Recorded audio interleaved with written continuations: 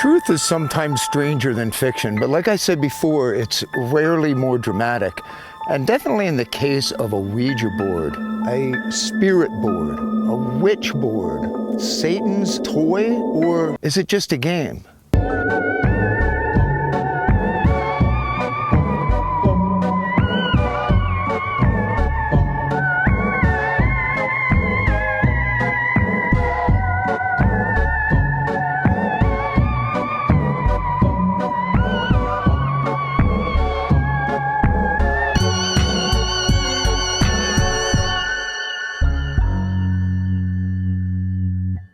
You know, I don't know why it keeps happening, but I go running around on the motorcycle and I just find these abandoned campgrounds. So when I was at this abandoned campground earlier, I just decided to go cruise around and check it out. So before we talk about Ouija boards, let's go take a look at some of that footage from the abandoned campground I found today. So this looks like it got washed out pretty good at one time.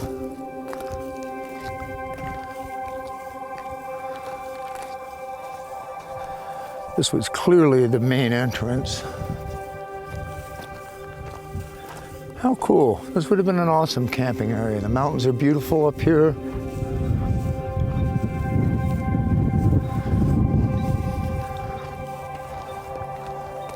This may have been a check-in post. Although I see that there was a water connection to it.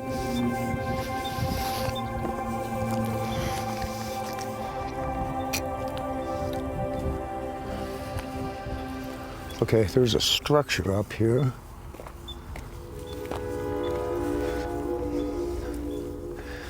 And this structure looks like a restroom to me. It's so funny in these campgrounds. It's like the bigger structures get completely dilapidated and fall apart, like that over there. And then these restrooms stay there. There's a big mirror. No one's broken it yet, which I'm surprised. I would bet the next time I come back, it is. That would have been weird if I didn't see myself. Hi, birds. Well, not much in here.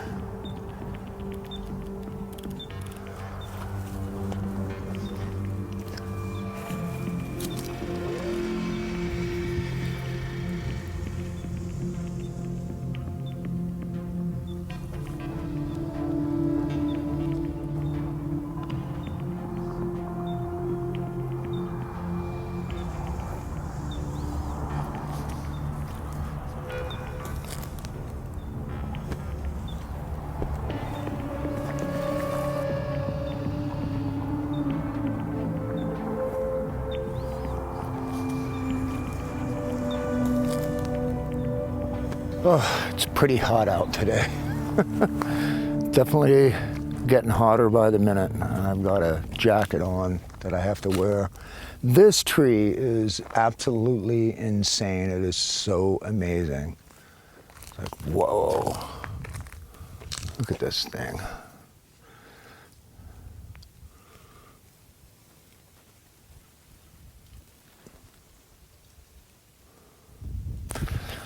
You know, I can just imagine like families having just an awesome time here. Should we go look at that structure over there? It's over there, look. You see it? Should we go over there? Let's venture over there, why not? Let's see. I think it's another restroom. I don't think it's anything more than that, but you never know. So when in doubt, check it out. Maybe we should take nah, let's not go that way. We'll go down this way.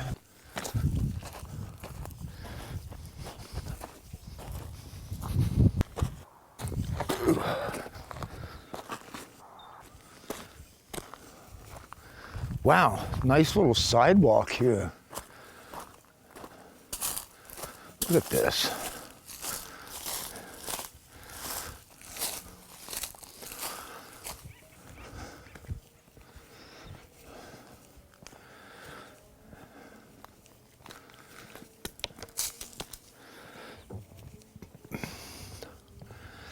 Well, this door looks very locked.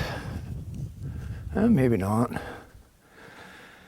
Should I open it? Of course.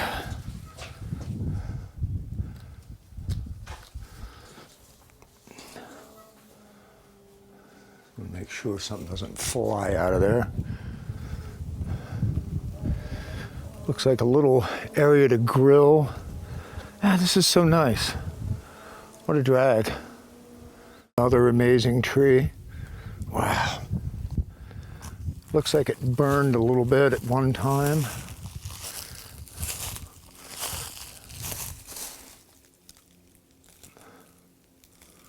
But it's a survivor like me. All right, so I'm gonna head back now. Finished talking about Ouija boards. I don't have any service up here, so I can't really research this place, online at least. I gotta just figure out how to get over. Man, at one time, I bet camping here when there was a lot of water coming through this little dry lake bed here, or creek bed, whatever you want to call it. I bet that was really just picturesque. I'm gonna come back here. That's a cool rock. I'm gonna come back here definitely when it rains, because I think this would be cool to see all filled up.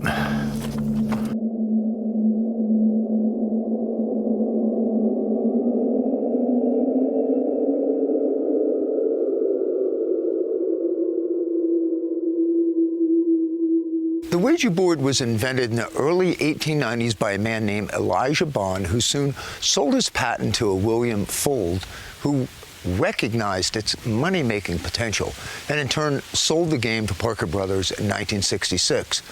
The Ouija board was not considered anything other than just an amusing pastime, unrelated to the occult, until Pearl Curran, a prominent figure during the World War I era spiritualism revival, who began to tout the Ouija board as a tool for divining the future, finding lost objects, seeking daily advice, and contacting spirits. The font on the Parker Brothers Ouija board is called Captain Howdy, and in the book The Exorcist, Reagan's little friend was Captain Howdy, who was supposed to be the devil. So that was something that was interesting. A little bit of trivia right there. For at least 10 years after The Exorcist, it's no joke. The Exorcist actually changed the fabric of pop culture, says Smithsonian Magazine, and I believe him. Many years ago, I wrote and directed a short film called Captain Howdy. A Ouija board was the backdrop for the film. Rather than the board having magical powers, the board simply allowed people to project back their deep, dark secrets. In this case, it was a divorced middle-aged man who always felt that his little brother's accidental drowning in a pond was his fault. Along with an overbearing mother and an ever more overbearing ex-wife, he becomes a sociopath and projects a false reality on everything in his life, which spirals into a very dark place. He finds an attractive gypsy-like antique store owner and develops a relationship with her, only for the viewer to find out that she doesn't really exist. Tell me where she's at. I gotta find her. Look, my husband Carter and I have owned the store for 10 years now. There's never been a Christian work here, and if you don't get the hell out of here, I'm gonna call the police right now. It was part of a series of books that I was going to write called Tales from the Talking Board, which used a Ouija board as a backdrop that just kind of made people spill their guts and their deep, dark skeletons in their closet and merge and create all these crazy stories. Amen. Then they tried one of those Ouija boards. Thomas liked it. The doctor said it was like a game for him. It made the devil come and tell him lies. He called the devil Captain Howdy. As for religion, the Catholic Church stated specifically in their literature in paragraph 2116 that any practice of divination, which includes Ouija boards, is specifically not allowed. In 2001, religious criticism also expressed beliefs that the Ouija board reveals information which should only be in God's hands, and thus it is a tool of Satan. Even spiritualists are divided about it, many saying that the inexperienced should avoid it. I wonder how you ever get experience if you avoid it. So where did the name Ouija come from? The Kennard Novelty Company, which was Elijah's company, they didn't have a name for the talking boards, and contrary to popular belief, Ouija is not from the French. What they think it came from was Elijah Bond. He had a sister named Helen Peters who was a strong medium who supplied the now instantly recognizable handle Ouija. While sitting around a table, they asked the board what they should call it. And the name Ouija came through, and when they asked what that meant, the board replied, "Good luck." Eerie and cryptic. For the fact that Peters acknowledged that she was wearing a locket bearing the picture of a woman named Ouija above her head. And that's the story that emerged from the Ouija founders' letters.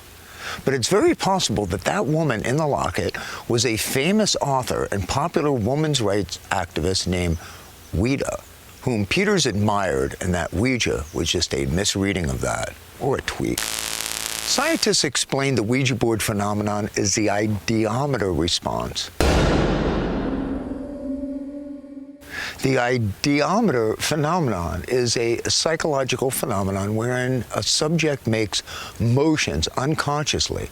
The phrase is most commonly used in reference to a thought or mental image that brings about a seemingly reflexive or automatic muscular reaction or minuscule degree, and usually outside of the awareness of the subject. It uses the conscious, unconscious, subconscious, preconscious, and the zombie mind to make it work. Other devices such as dowsing rods are explained in a similar way. There's a similar term called ideo-dynamic response, which applies to kind of a wider idea and can be described by all bodily reactions, including the idea motor. And idea sensory response is kind of like salivation caused by imagining sucking on a lemon and then you salivate. This idea was the backdrop really for that short film that I made explaining it. And this explains a lot of urban legends, period, that humankind can be more dark and forbidding than any of the tales we associate with the paranormal, evil, witchcraft, and on, because humankind is great at making up horrible things and then blaming those things on some paranormal or superstitious theme. Yep, blame someone else, or better yet, something else. You know, a lot of people sometimes say, "I have no regrets," or some variation on that, and I call BS. And it's because we humans carry around a great deal of regrets from bad decisions that we have made, and it's often how we learn, and it's okay. If we had no regrets, we would do all the same mistakes over and over again. Sure, you can say, "I don't regret it because I learned from it," but it's still a regret. And these skeletons on our proverbial closets can make things like the supernatural become even more real as we push those feelings deeper and deeper down into our subconscious. Some people seek the light to feel better about those things, and some people seek the dark side to feel better. It's all, but it's not all about regrets. It's about anything that it's difficult for our minds to process. Experiences both bad and good are often reflected in our belief systems. The Ouija board tapped into a weird place in American culture. It was marketed as both a mystical oracle and as family entertainment, fun with an element of otherworldly excitement. This meant that it wasn't only spiritualists who bought the board. In fact, the people who disliked the Ouija board the most tended to be spiritual mediums, as they just found that their job as a spiritual middleman had been cut out. Is any of this to say that the paranormal doesn't exist, that ghosts aren't real, and that there is no God? Not at all. But it does explain a whole hell of a lot of things, like this in the case of urban legends and Ouija boards. And the truth can definitely be stranger than fiction, and many times more interesting. I hope you enjoyed this video. If you want to help me out, please subscribe. I have way more people looking at my videos than actually subscribing, so that would help me out a great deal. And click the bell so that it reminds you when I update and upload new videos.